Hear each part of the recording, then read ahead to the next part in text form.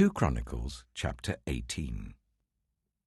Now Jehoshaphat had great wealth and honor, and he allied himself with Ahab by marriage. Some years later he went down to see Ahab in Samaria. Ahab slaughtered many sheep and cattle for him and the people with him, and urged him to attack Ramoth-Gilead. Ahab, king of Israel, asked Jehoshaphat, king of Judah, "Will you go with me against Ramoth-Gilead?" Jehoshaphat replied, "I am as you are, and my people as your people. We will join you in the war." But Jehoshaphat also said to the king of Israel, "First seek the counsel of the Lord." So the king of Israel brought together the prophets, 400 men, and asked them, "Shall we go to war against Ramoth-Gilead, or shall I not?" "Go," they answered, "for God will give it into the king's hand." But Jehoshaphat asked, "Is there no longer a prophet of the Lord here, whom we can inquire of?"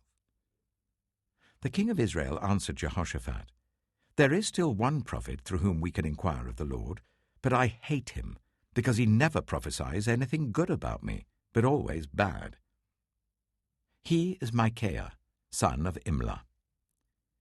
"The king should not say such a thing," Jehoshaphat replied. So the king of Israel called one of his officials and said, "Bring Micaiah, son of Imlah, at once." Dressed in their royal robes, the king of Israel and Jehoshaphat, king of Judah, were sitting on their thrones at the threshing floor by the entrance of the gate of Samaria, with all the prophets prophesying before them. Now Zedekiah, son of Kenana, had made iron horns, and he declared, "This is what the Lord says. With these you will gore the Arameans until they are destroyed." All the other prophets were prophesying the same thing. "Attack Ramoth-Gilead and be victorious," they said, "for the Lord will give it into the king's hand." The messenger who had gone to summon Micaiah said to him, "Look, the other prophets without exception are predicting success for the king. Let your word agree with theirs and speak favorably." But Micaiah said, "As surely as the Lord lives, I can tell him only what my God says." When he arrived, the king asked him, "Micaiah, shall we go to war against Ramoth-Gilead, or shall I not?" "Attack and be victorious," he answered, "for they will be given into your hand." The king said to him, "How many times must I make you swear to tell me nothing but the truth in the name of the Lord?" Then Micaiah answered, "I saw all Israel scattered on the hills like sheep without a shepherd. And the Lord said, 'These people have no master. Let each one go home in peace.'" The king of Israel said to Jehoshaphat, "Didn't I tell you that he never prophesies anything good about me, but only bad?" Micaiah continued, "Therefore hear the word of the Lord. I saw the Lord sitting on his throne, with all the multitudes of heaven standing on his right and on his left. And the Lord said, 'Who will entice Ahab, king of Israel, into attacking Ramoth-Gilead and going to his death there?'" One suggested this, and another that. Finally, a spirit came forward, stood before the Lord, and said, "I will entice him." "By what means?" the Lord asked. "I will go and be a deceiving spirit in the mouths of all his prophets," he said. "You will succeed in enticing him," said the Lord. "Go and do it." So now the Lord has put a deceiving spirit in the mouths of these prophets of yours. The Lord has decreed disaster for you." Then Zedekiah, son of Kenana, went up and slapped Micaiah in the face.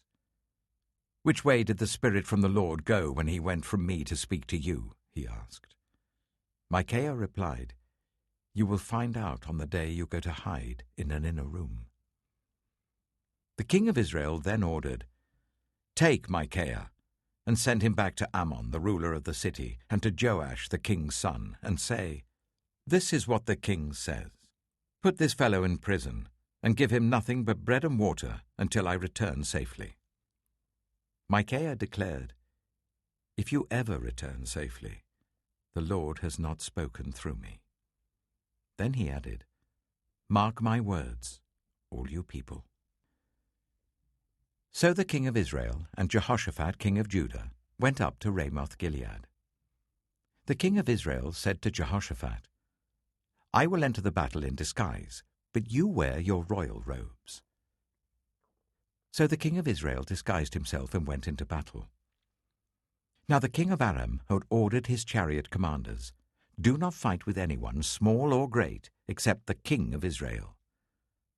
When the chariot commanders saw Jehoshaphat, they thought, "This is the king of Israel."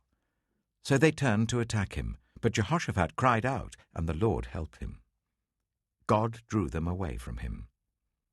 For when the chariot commanders saw that he was not the king of Israel, they stopped pursuing him. But someone drew his bow at random and hit the king of Israel between the breastplate and the scale armor. The king told the chariot driver, "Wheel around and get me out of the fighting. I've been wounded." All day long the battle raged, and the king of Israel propped himself up in his chariot facing the Arameans until evening. Then at sunset he died.